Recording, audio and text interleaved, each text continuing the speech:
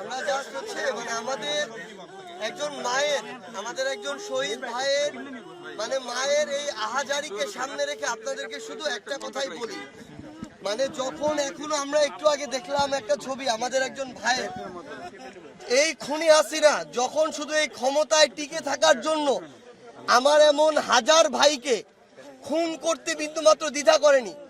আমার এমন অনেক ভাই রয়েছে যাদের লাশ এখন পর্যন্ত খুনি হাসিনা হত্যার পরে কোথায় নিয়ে গিয়েছে এটা খুঁজে পাওয়া যায়নি।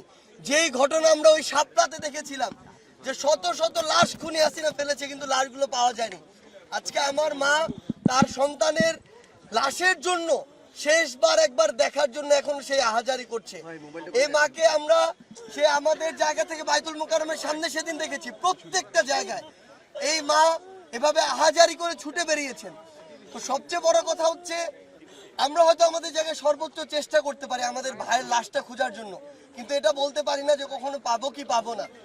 কিন্তু যেই ভাইয়ের লাশের জন্য আমার একজন মা এভাবে আহাজারি করে, যেই খুনির নির্দেশে আমার এই ভাইগুলোকে হত্যা করা হলো, সেই খুনির বিচার না দেখা পর্যন্ত কিভাবে এই বাংলাদেশে আমরা অন্য কিছু চিন্তা করি?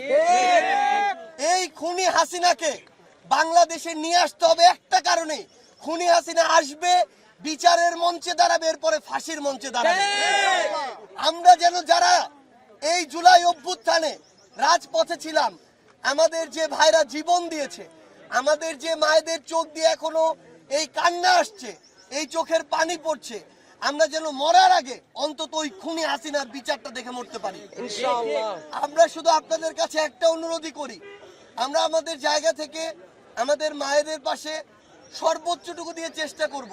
আমরা আমাদের এই যে ভাইদের এখানে কিছুদিন আগেই এখানে যত আমাদের ভাইয়ের, আসলে আমরা এটা এই শব্দটা কোনোদিন বলতে পারি না যে এই লাশগুলো বেওয়ারিশ লাশ, কোনোদিনও না। এটা হয়তো আমাদের সীমাবদ্ধতা যে আমাদের ভাইদের পরিচয়টা আমরা এখন বের করতে পারিনি, কিন্তু তাদের প্রত্যেকেরই ওয়ারিশ আছে এই বাংলাদেশে।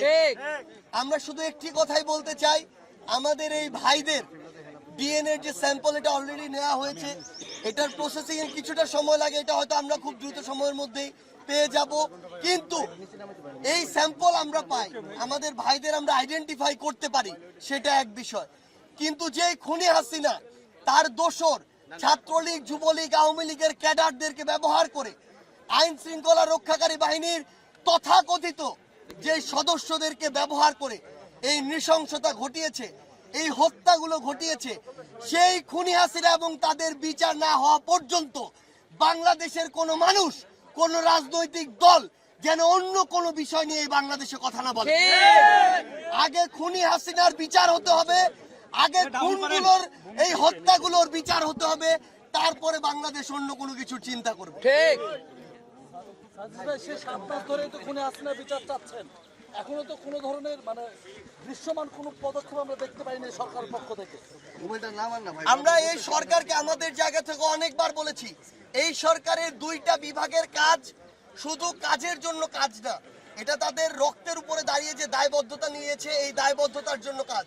আইন বিভাগ, বিচার বিভাগ, এখানে স্বরাষ্ট্র মন্ত্রণালয়, স্বরাষ্ট্র উপদেষ্টা এবং এখানে আইন ও বিচার বিভাগের মন্ত্রণালয়, এখানে যিনি উপদেষ্টা রয়েছেন, এই দুইজন উপদেষ্টা তারা যদি এই খুনি হাসিনার দৃশ্যমান বিচার এই অন্তর্বর্তীকালীন সরকারের সময়ে করে না যেতে পারেন, তাহলে এই সরকারের সবচেয়ে বড় দায়বদ্ধতা এবং সবচেয়ে বড় লেজিটিমেসি তারা হারাবেন এবং সারা জীবন এটা তাদেরকে এই দায় বহন করে যেতে হবে। কিন্তু আমরা স্পষ্ট করে একটা কথা বলি, দায় বহন করে যাওয়ার মধ্যে সব শেষ না।